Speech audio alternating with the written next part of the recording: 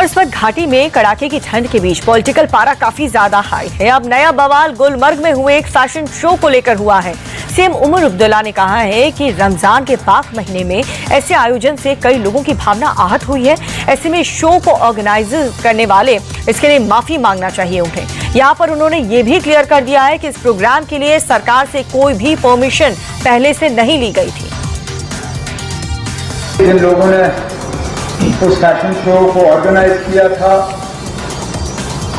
उन्होंने अपने अकल का इस्तेमाल नहीं किया। उन्होंने लोगों के जज्बात के बारे में नहीं सोचा।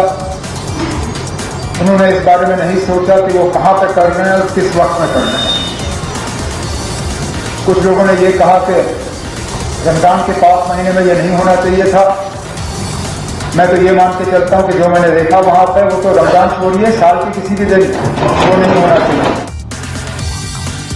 और वहीं सदन में सीएम उमर के स्टेटमेंट पर नेता विपक्ष सुनील शर्मा ने तंज कसते हुए कहा कि ऐसा तो हो ही नहीं सकता कि गुलमर्ग घाटी में कोई प्रोग्राम हो और सीएम को इसकी जानकारी ही ना हो। उन्होंने साथ ही आरोप लगाया कि सीएम उमर के ही शह पर इस तरीके के आयोजन को किया गया है। अब सीएम उमर अब्दुल्ला सिर्फ डैमेज कंट्रोल करने की कोशिश कर रहे हैं। ऐसा हो ही नहीं सकता कि उमर अब्दुल्ला साहब को पता ना हो। उमर अब्दुल्ला साहब के नज़दीकी रिश्तेदारों का नीडूज होटल है। ऐसा माने तो उमर अब्दुल्ला साहब का ही होटल है। बहुत नज़दीकी रिश्तेदार है। जो इनकी किचन कैबिनेट है वो यही है, इन्हीं के रिश्तेदारों की है।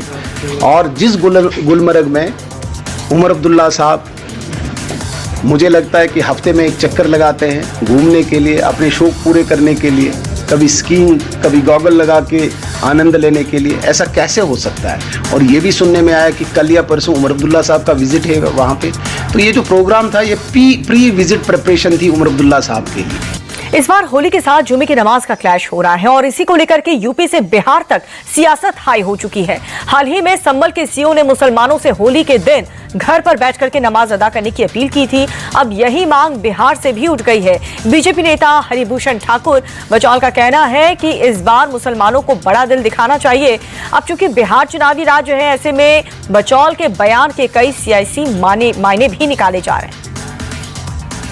देखिए, साल में 52 जुम्मा होता है और इस बार जुम्मे के दिन होली है। होली साल में एक बार होती है। रंग, त्योहार, उत्सव का ये पर्व है और रंग अगर लग जाता है तो लोग बुरा मान जाते हैं।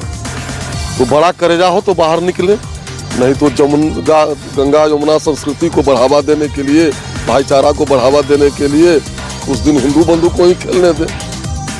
बचौल के इस बयान पर नेता विपक्ष तेजस्वी यादव ने जमकर के नीतीश सरकार को घेरा है। उनका कहना है कि बिहार के सीएम नीतीश ऐसे बयान वीरों पर कोई एक्शन क्यों नहीं लेते। एनडीए की सरकार में ऐसे बयानों से मजहबी नफरत पैदा हो सकती है। तेजस्वी ने कहा कि इस बार बिहार की जनता बीजेपी के इसी नफरती एजेंडे को खुल करके एक्सपोज करने वाली है। कैसे इस तरह का बयान दे सकता है? और सरकार के मुख्यमंत्री कहाँ है? अचेत अवस्था में है। मुख्यमंत्री अचेत अवस्था में है। महिला जब अपने अधिकार सम्मान के लिए बात उठाती है तो महिलाओं को डांट देते हैं, अति पिछड़ा महिलाओं को डांट देते हैं, दलित महिलाओं को डांट देते हैं। है हिम्मत मुख्यमंत्री को बछौल को बुला करके डांटने की? आरजेडी नेता राबड़ी देवी ने भी बचौल के इसी बयान पर रिएक्शन दिया है। उन्होंने कहा है कि अब जनता ने तय कर लिया है कि इस बार बिहार से बीजेपी प्लस नीतीश की विदाई फिक्स है। ऐसे में जिसे जो कहना है मर्जी से कहें, जनता हर चीज का हिसाब रखेगी।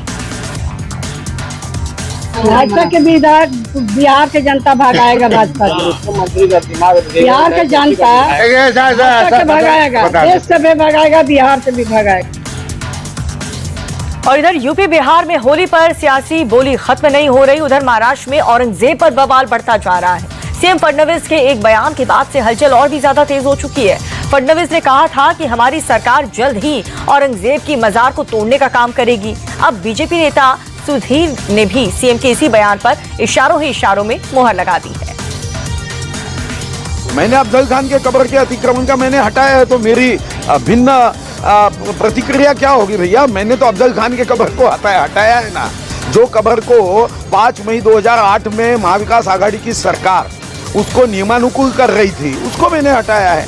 तो महाविकास आघाड़ी के जो भूमिका है वो कब्र को कायम रखने की है, महायुति की है। किसी ऐसे औरंगजेब जैसे व्यक्ति का उदात्तीकरण नहीं होना चाहिए। वो इस देश का आक्रमणकारी था, दुष्ट बुद्धि का था। रावण के बाद औरंगजेब दुष्ट था। औरंगजेब की मज़ार टूटेगी या फिर नहीं, ये तो फिलहाल कंफर्म नहीं है, लेकिन इस मसले पर सियासी शोर तो खूब हो रहा है। अब शरद गुट के नेता जितेंद्र आव्हाड ने कहा है कि क्या महाराष्ट्र की सरकार के पास जनहित का कोई मुद्दा नहीं, जो हम सिर्फ औरंगजेब पर बहस कर रहे हैं। उन्होंने साफ शब्दों में नाराजगी जाहिर करते हुए आरोप लगाया है कि जब महायुति फंसती है तो मुगलों का नाम ही जपती है। नहीं, मुझे कुछ बात नहीं करनी है।